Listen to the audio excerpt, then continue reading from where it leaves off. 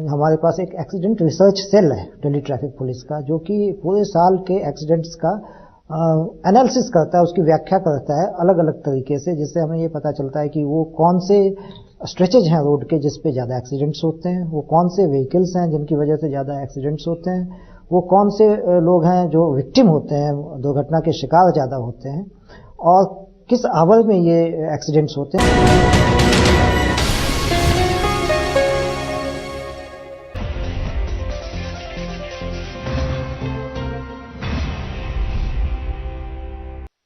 दुनिया की किसी भी महामारी से ज्यादा अगर बात करें भारतवर्ष में अकेले एक्सीडेंट में मरने वालों की तादाद इस कदर होती है कि वो महामारी से भी ज्यादा होती है।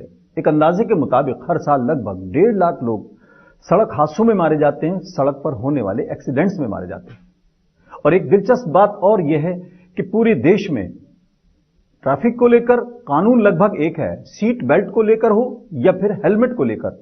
लेकिन जब दिल्ली में ड्राइवर एंट्री करता है तो वो सीट बेल्ट भी बांध लेता है और हेलमेट भी लगा लेता है, और इसका उल्टा भी होता है। जब वो दिल्ली से बाहर जाता है, यूपी हो चाहे हरियाणा, वो हेलमेट उतार भी देता है और सीट बेल्ट को खोल भी देता है। और इसका कमाल या इसका श्रेय अगर जाता है तो दिल्ली की ट्रैफिक पुलिस को जाता है। उसी ट्रैफिक पुलिस के जॉइंट सीपी श्री आलोक कुमार जी हमारे साथ इस टाइम मौजूद हैं, और खास मुलाकात में आज हम मुलाकात करेंगे श्री आलोक कुमार जी से। बहुत बहुत स्वागत है आलोक जी आपका हमारे खास मुलाकात में, आपका बहुत बहुत स्वागत है। आलोक जी, ऐसी क्या आपने टेक्निक अपनाई कि यूपी से आने वाला आदमी भले ही वहां पर बिना हेलमेट के वाहन चलाए, बिना सीट बेल्ट के चलाए, लेकिन दिल्ली में जब एंटर होता है तो ऑटोमेटिकली वो हेलमेट भी लगा लेता है, सीट बेल्ट भी बांध लेता है। दिल्ली ट्रैफिक पुलिस ऐसे बिहेवियर को टारगेट करती है प्रोसिक्यूशन के लिए, चालान के लिए, जिससे एक्सीडेंट होने का खतरा होता है या एक्सीडेंट होने की स्थिति में फैटेलिटी की संभावना बढ़ जाती है। तो जैसे आपने बताया कि अगर आप बिना हेलमेट के जा रहे हैं और एक्सीडेंट हो जाए तो उसमें डेफिनेटली हेड इंजरी आने की संभावना होती है, जो कि बहुत घातक हो सकती है। उसी तरह से ये भी बड़ा प्रूवन फैक्ट है कि सीट बेल्ट के बगैर अगर आदमी ड्राइव कर रहा है या कार में बैठा हुआ है एज ए पैसेंजर और फिर एक्सीडेंट हो जाता है तो उसमें घातकता बढ़ जाती है, फैटेलिटी की संभावना बढ़ जाती है। उसी तरह से रेड लाइट जंप है, ड्रंकन ड्राइविंग है, तो इस तरह के तमाम बिहेवियर जिसमें एक्सीडेंट होने की सूरत में फैटेलिटी की संभावना बढ़ेगी, वो दिल्ली ट्रैफिक पुलिस के निशाने पे उस तरह का बिहेवियर है, और उसका हम जमकर चालान करते हैं, प्रोसिक्यूशन करते हैं, ताकि लोगों को एक सही और आप कह सकते हैं सेफ तरीके से सड़क पे चलने का मैसेज जा सके। आलोक जी, जिस तरह से कहा जाता है लगभग 1.5 लाख लोग हर साल भारतवर्ष में लगभग मौतें होती हैं, और 1 घंटे में 17 लोगों की मौत होती है और 400 लोग डेली एक्सीडेंट में मारे जाते हैं। तो क्या आपको लगता है कि बड़ा चैलेंज है एज ए ट्रैफिक पुलिस, और ट्रैफिक का कितना जिम्मेदारी आप मानते हैं? ये बहुत ही मेजर चैलेंज है ये फैटेलिटी को कम करने के लिए, जिसमें ट्रैफिक पुलिस के अलावा बाकी एजेंसीज भी इन्वॉल्व है। जैसे एक स्टेट रोड सेफ्टी काउंसिल अब हर एक राज्य में बनाई गई है, जिसका काम है कि इंटर एजेंसी कोऑर्डिनेशन इंश्योर करना। और केवल अगर दिल्ली की बात करें तो दिल्ली में आज से 10 साल पहले तक 2000 से ज़्यादा मौतें होती थी रोड एक्सीडेंट्स में, जिसमें दिल्ली ट्रैफिक पुलिस और बाकी एजेंसीज के प्रयास से अब उसको लगभग 1500 या 1600 के आसपास जाके वो स्टेबलाइज हुआ है। तो पिछले 5-7 सालों में ये मौतें जो दिल्ली की सड़कों पे कम हुई है, और उसके लिए हम प्रयासरत रहते हैं पूरे साल। हमारे पास एक एक्सीडेंट रिसर्च सेल है दिल्ली ट्रैफिक पुलिस का, जो कि पूरे साल के एक्सीडेंट्स का एनालिसिस करता है, उसकी व्याख्या करता है अलग अलग तरीके से, जिससे हमें ये पता चलता है कि वो कौन से स्ट्रेचेज हैं रोड के जिस पे ज़्यादा एक्सीडेंट्स होते हैं, वो कौन से व्हीकल्स हैं जिनकी वजह से ज़्यादा एक्सीडेंट्स होते हैं, वो कौन से लोग हैं जो विक्टिम होते हैं, दुर्घटना के शिकार ज़्यादा होते हैं, और किस आवर में ये एक्सीडेंट्स होते हैं। ये तमाम तरह की जो है विश्लेषण करके, और उसके बाद एक एक्सीडेंट सेल की तरफ से एक्सीडेंट्स की बुक पब्लिश होती है एनालिसिस की, वो हर साल हम लोग पब्लिश करते हैं, और उसी के आधार से फिर हम अगले साल का अपना सारा चालान कहाँ करना है, किस वक्त करना है, किस तरीके से करना है, रोड सेफ्टी एजुकेशन जो है वो कौन से सेगमेंट्स को देना है। तो ये तमाम हमारी स्ट्रेटजी उस व्याख्या के आधार पर आधारित होती है, और जिसकी वजह से हम कोशिश करके ये कम कर रहे हैं। साथ में हम इंजीनियरिंग जो डिपार्टमेंट्स हैं, रोड इंजीनियरिंग के डिपार्टमेंट, PWD है, MCD की सड़कें हैं, या नेशनल हाईवे अथॉरिटी की सड़कें हैं, तो इन सब के साथ भी कंटिन्यूअस एक कोऑर्डिनेशन हमारा होता है, जिसमें तरह तरीके से एक्सीडेंट को कम करने की हम कोशिश करते हैं। तो सर एक सवाल बनता है, हालांकि आपने बहुत विस्तार से चीजें बताई हैं, लेकिन एक सवाल ये बनता है कि मैकेनिज्म क्या है आपका, किस तरह से आप टारगेट करते हैं। एक तो ये है कि लोगों को अवेयरनेस होनी बहुत जरूरी है, लेकिन ट्रैफिक पुलिस किस तरह से उसको कैटेगराइज करता है कि कितने लोग कहाँ डिप्लॉय होंगे, नंबर ऑफ आपके पास पुलिस आर्म्स पीपल कितने हैं, आप किस तरह से डिस्ट्रीब्यूट करते हैं, थोड़ा सा लोगों को समझ में आए। देखिए, दिल्ली ट्रैफिक पुलिस के सामने असीम चुनौतियां हैं। अगर मैं कहूँ कि एज ए ट्रैफिक मैनेजर, अब मैं 3.5 महीने से हूँ दिल्ली ट्रैफिक पुलिस में, तो चुनौतियां बहुत ज़्यादा हैं। चुनौतियां ये है कि वाहनों की संख्या बहुत है, तादाद बहुत है। केवल दिल्ली में ही तादाद नहीं, बल्कि आसपास के जो शहर हैं उनसे भी लोग काम करने के लिए या तो दिल्ली से वहाँ जाते हैं, जैसे नोएडा है, गुड़गांव है, और वहाँ से भी लोग रोज दिल्ली आ रहे हैं। इसके अलावा तो ये व्हीकल वॉल्यूम तो हो ही गया बहुत ज़्यादा। इसके अलावा क्या है कि पर्व त्योहार बहुत, चूंकि दिल्ली इतना बड़ा शहर है तो ऑब्वियसली हर चीज़ का स्केल ज़्यादा है।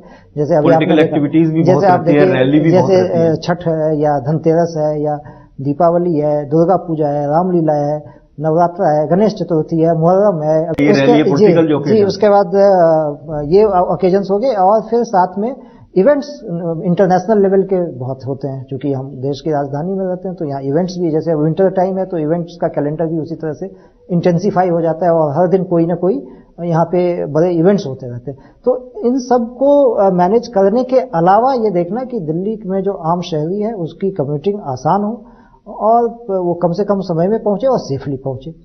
तो कम समय में पहुंचना और सेफली पहुंचना, इसमें भी कई बार डायकॉटमी होगी। अगर आप बहुत तेज चलेंगे तो एक्सीडेंट की संभावना बढ़ती है। फिर मिक्स ऑफ ट्रैफिक बहुत है। एक स्टडी है जिसके हिसाब से 30 या 35 तरह के वाहन दिल्ली की सड़कों पे चलते हैं। इतने किस्म के वाहन चल रहे हैं, तो जब मिक्स ऑफ ट्रैफिक होता है उसमें भी इंटरैक्शन जब होता है, दो, एक फास्ट मूविंग है, एक स्लो मूविंग है ना, एक बड़ी गाड़ी है, एक छोटी गाड़ी है, कोई पेडेस्ट्रियन है, पेडेस्ट्रियन की क्रॉसिंग कहाँ है, कहीं सेफ है, कहीं नहीं है। तो इन सब फैक्टर्स को ध्यान में रखते हुए जब दिल्ली ट्रैफिक पुलिस को ट्रैफिक को चलाना होता है, उसको मैनेज करना होता है, तो एक बहुत मुश्किल चुनौती होती है। और साथ में ये भी इंश्योर करना कि लोग सेफली घर से निकलें और सेफली पहुंचे, चाहे स्कूल जा रहे हो, मार्केट जा रहे हो, काम पे जा रहे हो।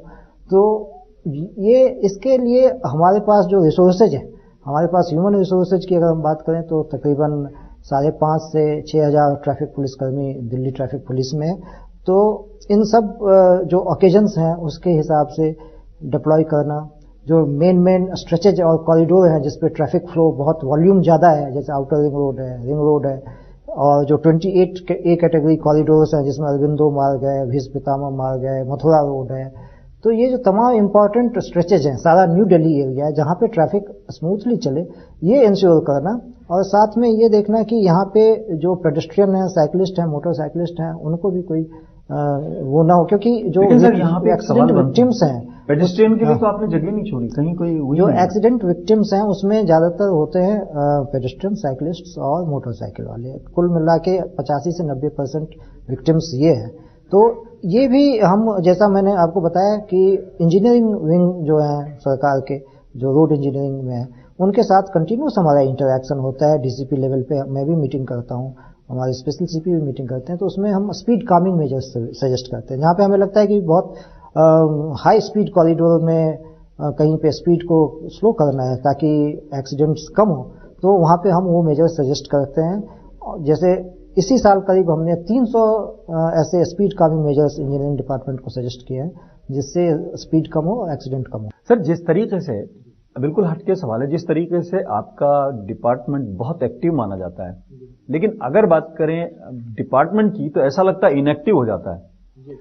आपके डिपार्टमेंट के लोगों का इधर आने में चार्म होता है, या वो किसी और डिपार्टमेंट में जाने के, या बिल्कुल इंटर ट्रांसफरेबल है ये? नहीं, ये बहुत लोगों को शायद ये गलत फहमी है कि ट्रैफिक पुलिस अलग है। हाँ, जो दिल्ली पुलिस है और ट्रैफिक पुलिस है वो अलग, ऐसा नहीं है। ये जो ट्रैफिक पुलिस में लोग हैं ये दिल्ली पुलिस के ही मेंबर हैं। अब सारे दिल्ली पुलिस के ही मेंबर है, वो इंटर यूनिट ट्रांसफर पे आते हैं। आज कोई जिले में है तो कल को ट्रैफिक में आ सकता है, आज ट्रैफिक में, कल को वो पीसीआर में जा सकता है, या बटालियन में जा सकता है, या सिक्योरिटी विंग में जा सकता है। तो ये सारे यूनिट्स जो है दिल्ली पुलिस के हैं और सब आपस में एक जगह से दूसरी जगह ट्रांसफर लोगों के होते हैं। सर, जैसे ट्रांसपोर्टेशन जो है वो एक बड़ा इंपॉर्टेंट फैक्टर है पूरे देश के तरक्की का भी और देश की मोबिलिटी का भी। और अगर देखें, चूंकि आप पुलिस डिपार्टमेंट है, पुलिस का जो रिश्ता है पब्लिक से भी है और उससे ज्यादा रिश्ता उसका क्राइम से है। और मोबिलिटी के लिए क्रिमिनल्स आमतौर पर व्हीकल्स का यूज करते हैं। आपका focus as a traffic policeman सिर्फ लॉज और उसके ट्रैफिक रूल्स को ओबे करना, या ये भी कभी कभी देखना होता है, कई बार मोबिलिटी में है लेकिन उसको नजरअंदाज भी किया जाता है कि क्रिमिनल्स क्या ले जा रहे हैं, इस पे कभी नजर रहती है? नहीं, आपको ये बताऊं मैं कि पीसीआर, ट्रैफिक और लोकल पुलिस की एक इंटीग्रेटेड चेकिंग भी होती है, जो आपका सवाल है। तो उसमें क्योंकि अल्टीमेटली हमारा ऑब्जेक्टिव जो है शहर में बेटर पुलिसिंग देना है, और उसमें जो कम्यूटिंग है उसका एक पार्ट है, लेकिन जो क्राइम सिनेरियो है उसको एज ए ट्रैफिक पुलिसमैन हम इग्नोर नहीं कर सकते हैं। तो इसलिए पीसीआर, ट्रैफिक और लोकल पुलिस का इंटीग्रेटेड चेकिंग हर दिन अलग अलग जगहों पे ऑर्गेनाइज होता है, जहाँ पे हम इकट्ठी चेकिंग करते हैं। एक ट्रैफिक पुलिस की तरफ से चक्रव्यूह स्कीम ऑर्गेनाइज होती है, जो हम दिल्ली के अलग अलग कॉलोनीज में, जहाँ पे ट्रैफिक पुलिस के रिसोर्सेज पूल होते हैं और साथ में लोकल पुलिस के भी रिसोर्सेज पूल होते हैं, और वहाँ पे भी हम नाके लगाते हैं, जिसमें बेसिक पर्पस तो ट्रैफिक रूल तोड़ने वालों पर शिकंजा कसना है, नकेल कसना है। लेकिन इस तरह की जब चेकिंग होती है और एक कंसंट्रेशन एक एरिया में लोकल पुलिस और ट्रैफिक पुलिस का एक साथ इकट्ठे होता है, तो उससे अपराध पे भी डेफिनेटली रोकथाम होती है, क्योंकि आपको पता है कि वर्दी से क्रिमिनल डरता है। अभी अलर्ट है, अभी पिछले दिनों जैसे कहा गया कि 7 टेररिस्ट आए हुए, तो क्या आप अलर्ट में ट्रैफिक पुलिस का भी रोल किस तरह से होता है, कितना होता है? इसमें सीधे तरीके पे से हम अगर बात करें तो ये लोकल पुलिस और पीसीआर इनकी ज्यादा इनको इस बारे में ब्रीफिंग दी जाती है, लेकिन चूंकि हमारे बहुत सारे रिसोर्सेज हैं ग्राउंड के ऊपर, तो जब भी कोई इस तरह की चीज होती है तो सब लोगों को हम आगाह भी करते हैं, सेंसिटाइज भी करते हैं, और जो मैसेजेज या जो इंफॉर्मेशन पास करनी होती है इसके बारे में, वो हम ट्रैफिक पुलिस वालों को भी उस तरह से ब्रीफ करते हैं। सर, कई बार ये शिकायत रहती है कि ओवरलोडेड ट्रक जो जा रहा है तो उसको आप ओवरलोडेड में चालान करते हैं, लेकिन ये नहीं देखते उसमें है क्या। तो जैसे हालात देश में है, क्या आपको नहीं लगता कि जो ओवरलोडेड, मान लीजिए कोई व्हीकल या कोई भी चीज जा रही है, उसमें ये देखा जाए उसमें है क्या आप ये सजेस्ट करेंगे अपने डिपार्टमेंट को कि इस पे भी नजर रखी जाए? इसके लिए जैसा मैंने बताया, जो इंटीग्रेटेड चेकिंग है उस समय हम इस तरह की चेकिंग करते हैं। जब पीसीआर और लोकल पुलिस साथ में होती है तो उस समय हम ये भी देखते हैं कि उसके अंदर, क्योंकि लोकल पुलिस का कंपोनेंट साथ में होता है, तो वो उस चीज के लिए ट्रेन होते हैं, उस चीज के लिए उस तरह से गियर्ड अप होते हैं, उनकी ब्रीफिंग टास्किंग उस किस्म से है। तो डेफिनेटली इंटीग्रेटेड चेकिंग इसी मकसद से किया गया है कि जो शहर में किसी किस्म की क्रिमिनल एक्टिविटी है उसको रोका जाए। सर, जैसे एक चैलेंज आ गया, रोड्स बहुत स्मूथ हो गए हैं, स्पीड बढ़ गई है, बड़ी हाई टेक्निक वाली व्हीकल्स अब इंडिया में आ गए हैं, ट्रक भी बहुत तेजी से भागता है, और जो आप वो कहते हैं पावर ब्रेक है और पावर स्टीयरिंग है, ट्रक जो बहुत लोडेड ट्रक है वो भी स्मूथली टर्न हो जाता है। तो इस एक्सीडेंट की जो संभावनाएं बढ़ गई हैं, ऐसे में चैलेंजेस को कैसे मीट आउट किया जाता है? एक तो जैसा मैंने बताया कि जो ट्रैफिक कामिंग या स्पीड कामिंग मेजर्स जिसको बोलते हैं, जिसमें हम एक कॉरिडोर जो बहुत हाई स्पीड कॉरिडोर है, उसमें बीच बीच में हम उसको स्पीड को ब्रेक करते हैं। उसमें जैसे एक टेबल टॉप बना देना, तो अगर टेबल टॉप हम बना देते हैं तो उससे क्या होता है कि स्पीड पे जो एक ट्रैफिक चला रहा है वो बीच में थोड़ा सा हॉल्ट ले लेता है, हॉल्ट लेगा, थोड़ा सा रुकेगा, फिर वो टेबल टॉप क्रॉस करने के बाद चलेगा। तो ये स्पीड ब्रेक कर देते हैं, ताकि जो खास के जहाँ पे मान लीजिए वहाँ पे पेडेस्ट्रियन क्रॉसिंग है, लोग पैदल आते जाते हैं उस जगह से, तो ऐसी जगहों को आइडेंटिफाई करके एक तो हम ये करते हैं। इसके अलावा जो दूसरी चीज है वो रोड सेफ्टी का अवेयरनेस। जैसा मैंने कहा कि जिस किसी के हाथ में स्टीयरिंग है उसको ये समझना चाहिए कि वो मोटर व्हीकल केवल पॉइंट ए से बी तक पहुंचने का साधन नहीं है, पॉइंट ए से बी तक पहुंचने का एक सेफ साधन है, सेफ साधन होना चाहिए। यानी ट्रैवल करना ही अपने आप में ऑब्जेक्टिव नहीं है, सेफ ट्रैवल करना ऑब्जेक्टिव है। चाहे वो ऑटो ड्राइवर हो, चाहे वो ई रिक्शा का ड्राइवर है, चाहे वो कैब का ड्राइवर है, चाहे वो स्कूल वैन का ड्राइवर है, या कोई प्राइवेट हम आप जब चलाते हैं व्हीकल चलाते हैं, या डीटीसी का हो, किसी और रोडवेज का हो, या ट्रकों के ड्राइवर। तो इन सब के मन में ये मैसेज इन सब तक पहुंचाना कि आप जब भी स्टीयरिंग पे बैठते हैं तो आप खुद भी सेफ रहें और आसपास के जो लोग बाकी रोड यूजर्स हैं उनको भी सेफ रखें, महफूज रखें, ये मैसेज पहुंचाना जरूरी है। खास मुलाकात में हमारे साथ आलोक कुमार जी हैं, दिल्ली ट्रैफिक पुलिस के जॉइंट सीपी हैं, और हम उससे बड़ी दिलचस्पी से ये मालूम करना चाहते हैं कि जब कोई आदमी घर से बाहर निकले तो शाम को सुरक्षित कैसे वो लौट के अपने घर पहुंचे, उनके लिए क्या क्या करना है, क्या क्या जिम्मेदारियां हैं, क्या क्या चैलेंजेस हैं। फिलहाल एक छोटा सा ब्रेक लेते हैं, आप कहीं जाइएगा नहीं, बने रहिए हमारे साथ, बहुत जल्द हाजिर होते हैं। वेलकम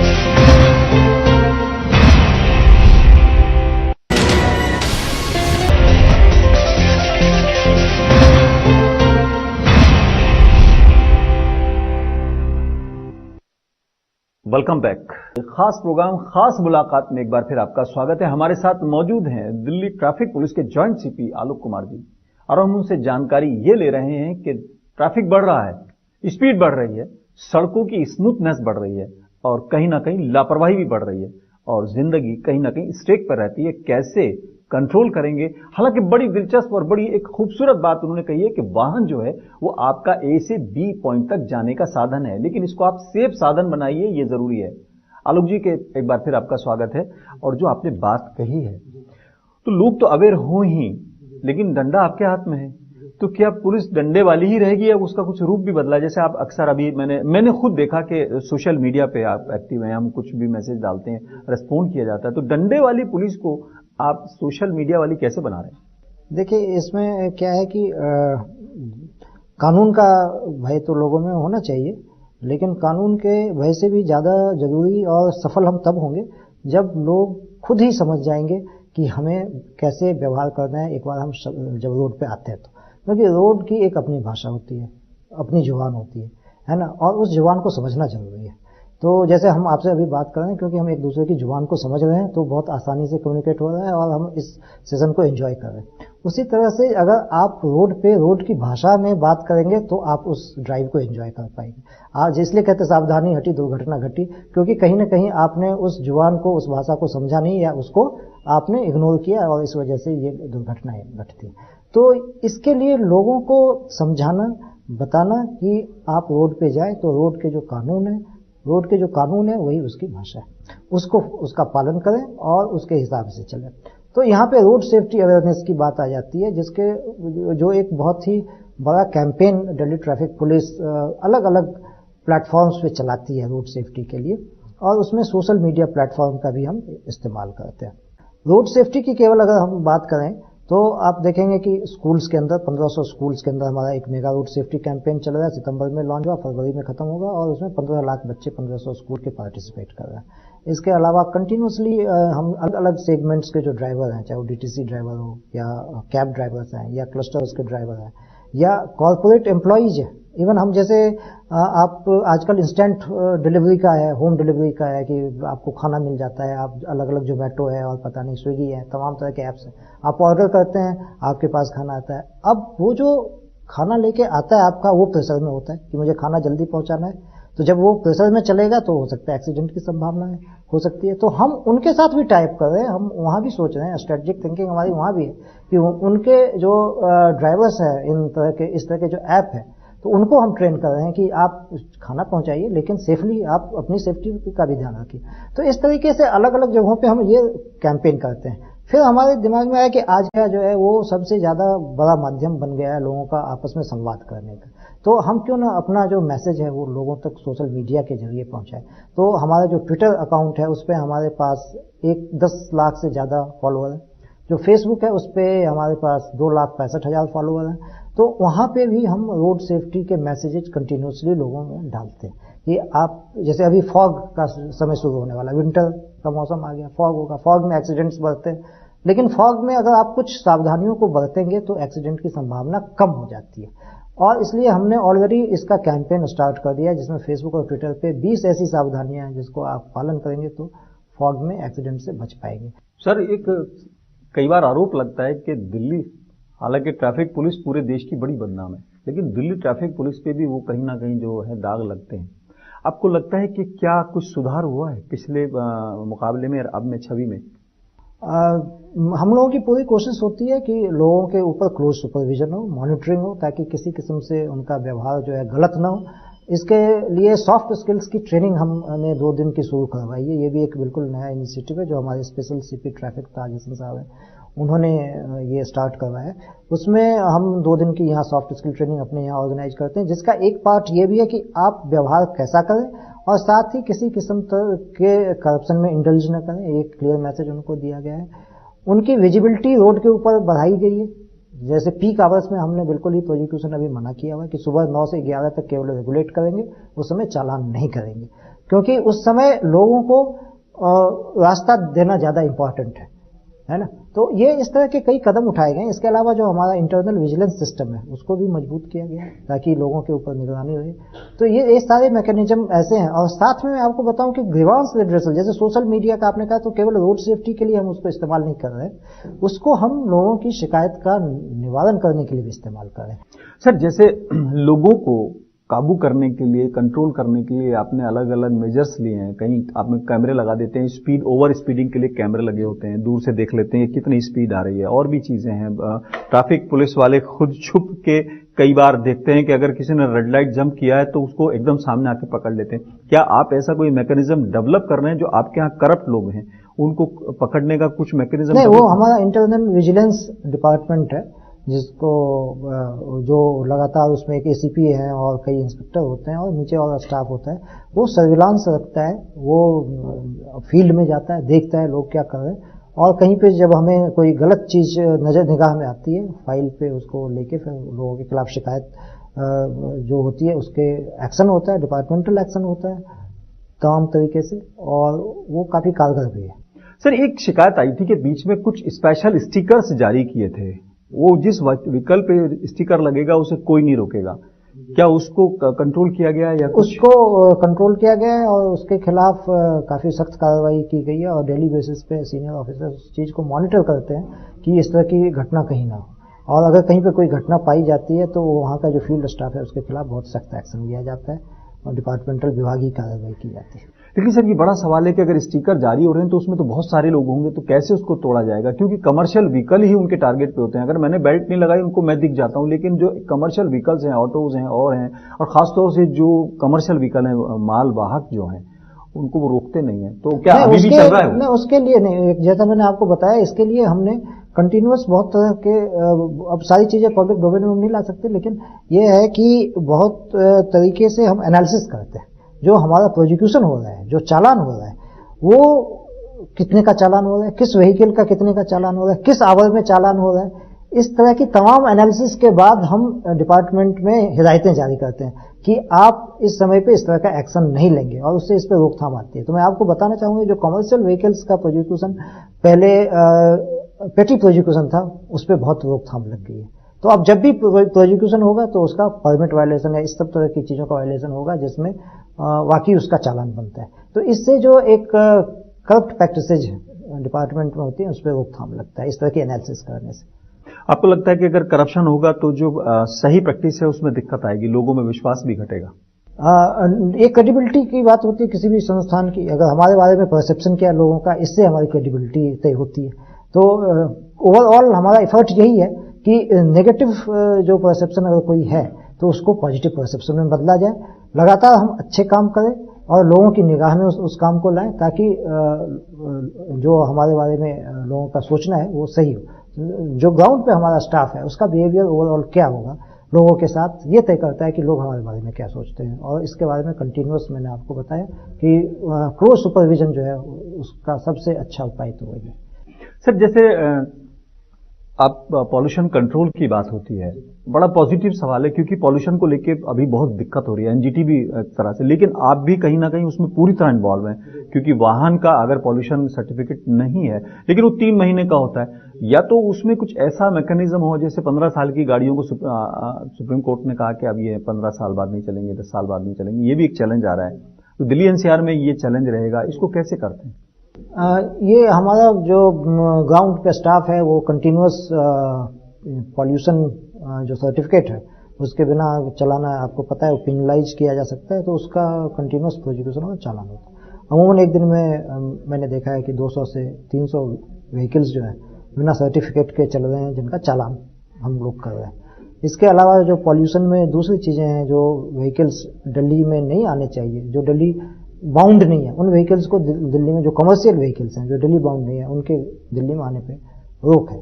तो इसके बॉर्डर पे चेकिंग होती है इसकी, और प्रतिदिन 100 से 150 ऐसे व्हीकल हैं जिनको हम यहाँ से लौटा देते हैं। जब से एक्सप्रेस वे बना है, ईपीई बना है, ईस्टर्न पेरिफेरल एक्सप्रेस वे, उस समय से हमने देखा है कि इस तरह के वाहनों की संख्या में कमी आई है, क्योंकि जैसा कि हाईवे अथॉरिटी ने हमें बताया कि 50,000 के आसपास व्हीकल्स ईपी जैसे रोज आज की तारीख में गुजर रहे हैं। और आपको पता है कि कल ही WPE भी शुरू हो गया है, तो उसके बाद हमें उम्मीद है कि ऐसे वाहनों की संख्या जो दिल्ली को केवल ट्रांजिट के तौर पर इस्तेमाल करते थे और घटेगी। इसके अलावा और भी कुछ चीजें हैं, जैसे ट्रैफिक को स्मूथ रखना अपने आप में ही पॉल्यूशन को कम करने में सहायक होता है। सर एक सवाल, जैसे ऑडी1 को लेकर बात चली थी अभी बीच, वो कितना इफेक्टिव मानते हैं उसको, या आप उसको सजेस्ट करते हैं? देखिए, ये पॉलिसी डिसीजंस है जो गवर्नमेंट लेवल पे, जिसमें हमारे लेवल पे डिसीजंस नहीं होते हैं, हम लोग तो इम्प्लीमेंट करते हैं, और इसमें मैं इसके अलावा कोई कमेंट नहीं कर पाऊंगा। मतलब इसके रिजल्ट्स आपको कैसा लगता है, बेटर है? नहीं, ये देखिए, ये पॉलिसी डिसीजंस हैं जिसमें कोई हमारे लेवल पे तो हम ये डिसीजन नहीं ले सकते। ये ट्रांसपोर्ट डिपार्टमेंट का डिसीजन होता है दिल्ली सरकार के, तो वो इस बारे में जब भी जैसा डिसीजन लेंगे, जो भी कॉम्पिटेंट अथॉरिटीज हैं उनके जो डायरेक्शन होंगे, हम तो उनका पालन करेंगे। सर एक लास्ट सवाल, सर टू व्हीलर जो है सबसे बड़ी प्रॉब्लम मुझको लगती है। मैं जब रोड पे गाड़ी चलाता हूं तो मुझको टू व्हीलर से बहुत डर लगता है। मुझे ट्रक से डर नहीं लगता, बस से डर नहीं लगता, टू व्हीलर, क्योंकि उसकी स्पीड बहुत है। वो जरा सा ब्रेक लगता है, वो रुकने के बजाय गिर जाता है। बिल्कुल। क्या कोई ऐसी पॉलिसी अडॉप्ट की जाएगी, इसको कंट्रोल किया जाए, क्योंकि इसे लंबे लंबी डिस्टेंस लोग कवर करते हैं, क्या इसको 1 या 2 डिस्ट्रिक्ट तक सीमित रखने की, या कुछ ऐसा दिल्ली पुलिस ने कोई ऐसी प्लानिंग की है कि खासतौर से टू व्हीलर्स जो है, और मरने वाले लोगों की भी तादाद शायद टू व्हीलर्स की ज्यादा होती है, ऐसा बताते हैं जी। इसके लिए कोई स्पेशल पॉलिसी? नहीं, इसके लिए क्या है कि जो टू व्हीलर्स के चालक ट्रैफिक रूल्स का जो भी उल्लंघन करते हैं, तो उनका चालान हम करते हैं, और चालान के बाद कई तो ऐसे चालान है जिसके बाद उनको यहाँ हमारे यहाँ के क्लास भी अटेंड करनी पड़ती है।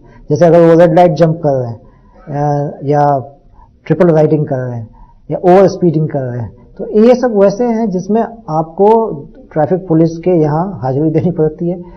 ये कोर्ट के आदेश हैं, सुप्रीम कोर्ट की जो रोड सेफ्टी कमेटी है उनके आदेश हैं, तो यहाँ पे आके उनको फिर वो क्लास भी अटेंड करनी पड़ती है। और टू व्हीलर्स के बहुत ज़्यादा प्रोसिक्यूशन है, विदाउट हेलमेट के तकरीबन 5000 प्रोसिक्यूशन डेली दिल्ली में। उसी तरह से ट्रिपल राइडिंग के करीब 1000 प्रोसिक्यूशन डेली दिल्ली के अंदर में है। और जो ओवर स्पीडिंग और ड्रंक एंड ड्राइविंग है, उसमें भी मैं आपको बताऊंगा कि टू व्हीलर्स का काफ़ी शेयर होता है। तो इसका मतलब ये है कि जो टू व्हीलर का गलत बिहेवियर है, रोड टू व्हीलर वालों का जो उल्लंघन करने की जो एक टेंडेंसी जो भी हमारी निगाह में आती है, डेफिनेटली हम उसके ऊपर एक्शन लेते हैं। सर लास्ट सवाल हो गया था, लेकिन माफी के साथ एक सवाल मेरे मन में आ गया। सबसे बड़ी प्रॉब्लम शायद आपको अगर होती होगी तो वीआईपी कल्चर की होती, क्योंकि देश की राजधानी अगर है और उसमें वहां पर आप काम कर रहे हैं। एक जमाना वो भी था कि किरण बेदी जी का नाम हो गया था कि वो एक बहुत वीआईपी गाड़ी को खींच के ले गई थी। आपका क्या वो है, वीआईपी कल्चर से कैसे मीट आउट करेंगे? देखिए, यहाँ पे हम लोग तो कानून का पालन करते हैं। कानून में जो भी उल्लेख किया गया है उसका पालन करते हैं, और जो भी गलत तरीके से गाड़ियाँ, फॉर एग्जांपल सीपी है, लाजपत नगर है, करोल बाग है, इसमें हमारी ड्राइव चलती रहती है, तो हम कभी न तो गाड़ी का नंबर देखते हैं उसमें, ये भी नहीं हमें पता होता कि किसकी है, वो तो टो करने के बाद ही पता चलता है। तो कानून सबके लिए बराबर, ये तो सबको हमको पता है। फोन आते हैं तो क्या कैसे करते हैं? नहीं, ऐसा कोई हमें तो लगता नहीं कि ऐसा कोई दबाव है। मैं तो 3.5 महीने में हमें तो कभी दबाव का अनुभव नहीं हुआ है। तो अभी धीरे धीरे जो कानून का पालन करने की टेंडेंसी है वो समाज में बढ़ रही है, और एक ये अच्छा बदलाव भी। आप लास्ट में जैसे आपने कहा ना कि अगर कानून का उल्लंघन करेगा तो आप उसको क्लास भी देते, तो एक फिल्म आई थी वो दुश्मन, उसमें वो एक्सीडेंट कर देता है, फिर उसको वहां पे रिहेबिलिटेट करने के लिए उस परिवार को पालने की जिम्मेदारी दी जाती है, मतलब एक क्लास के तौर पर माननीय अदालत ने किया था। वो जमाना याद आ गया। बहुत बहुत शुक्रिया, आपने समय दिया, और कोशिश ये रही कि ट्रैफिक को लेकर जो आपने नॉर्म्स बनाए हैं और जो है वो ठीक रहें, लोग सुरक्षित चलें, सुरक्षित घर पहुंचे। आप अपनी कोशिश में कामयाब हो, हमारी दुआएं, शुभकामनाएं। बहुत बहुत शुक्रिया। हमारे साथ थे Alok Kumar ji, joint CP Delhi traffic police के, और हम उनसे ये जानने की कोशिश कर रहे थे, एक वाहन सिर्फ आपको डेस्टिनेशन तक ले जाने के लिए नहीं है, बल्कि सेफ ले जाने के लिए, ताकि आप शाम को अपने घर सुरक्षित पहुंचे, अपने बच्चों में पहुंचे, अपने परिवार के साथ पहुंचे, और जो आपका सफर है वो खुशगवार हो। खास मुलाकात में आज इतना ही। अपने मेजबान आजाद खालिद को इजाजत दें।